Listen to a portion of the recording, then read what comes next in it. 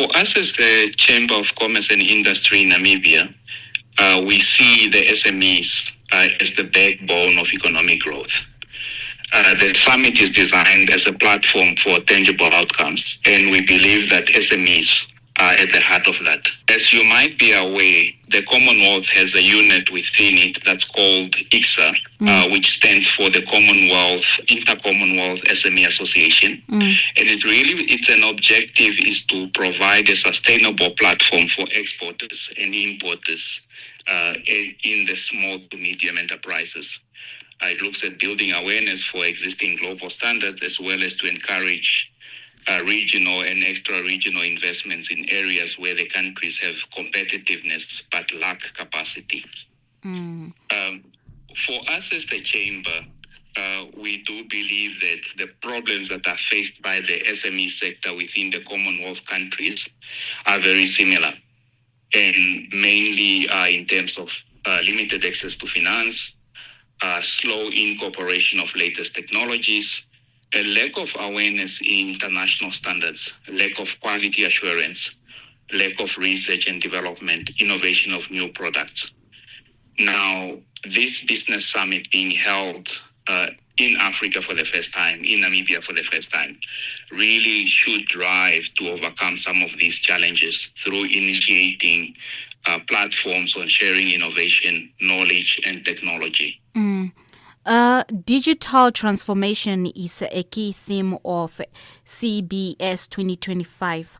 What innovations or tech partnerships are expected to emerge from the summit? One would see when you look at the agenda that there's quite a couple of discussions in that area, in that thematic area. In fact, we have 2 panels that are focusing on digital transformation. Now, for us as the Chamber, we have been really at the heart of driving this with our members, as well as driving policy discussions with our government. So some of the expected outcomes that we expect to come out of the summit really should be lying around AI and automation, cloud adoption, seamless customer experience, as well as operational efficiency and growth opportunities. Sustainability and green trade are high on the agenda.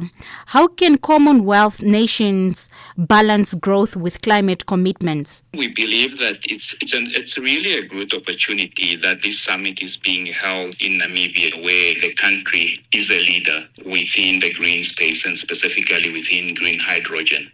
It's our view as the Chamber that the Commonwealth can serve as the platform to balance energy transition with economic growth. And this can be done by promoting sustainable development and leveraging the network for collaboration and knowledge sharing. Now, when we look at this, and the NCCI has really been at the center in interacting with our government in making sure that we are well positioned as a country as well as a continent in terms of taking advantage of these developments.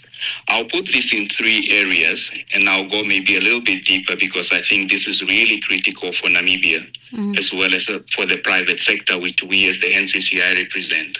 So Part 1 is inclusive and sustainable development. Part 2 will be leveraging the Commonwealth resources. And then Part 3, what we think is important is making sure that incentivizing renewable energy. If you allow me to just expand a little bit on that. So when we look at 1 and we say inclusive and sustainable development, what does that look like? National development goals, where the Commonwealth can encourage member countries to integrate energy transition goals into their national development plans. Just energy transition, where the Commonwealth again can advocate for policies and measures that ensure that the energy transition benefits all sectors of the economy and society, addressing potential job losses, but also promoting new job opportunities and new job entries. On the second part, in terms of leveraging the Commonwealth resources, what we really looking at there is collaboration and knowledge sharing between the member countries,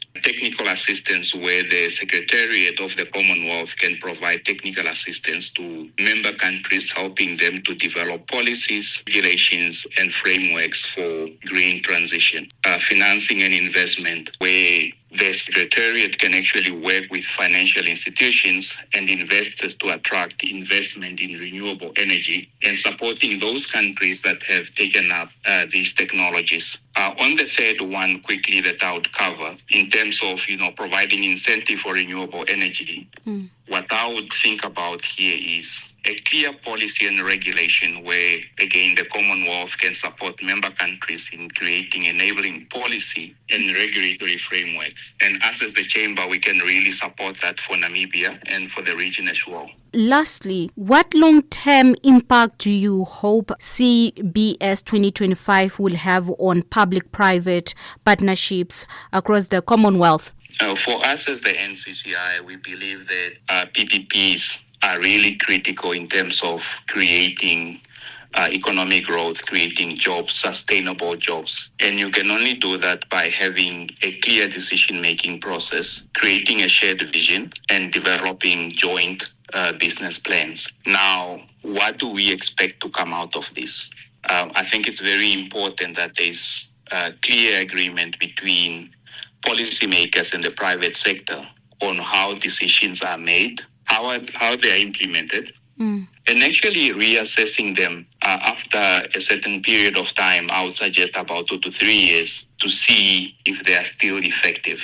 So what I wanted to cover is 2 points. One is in terms of shared vision, where both parties on the public and on the private side align on what is it that they want to do, what's the strategy, what are the funding mechanisms, and other details that are mutually agreed. And it's very important that then there's properly risk allocation between the parties.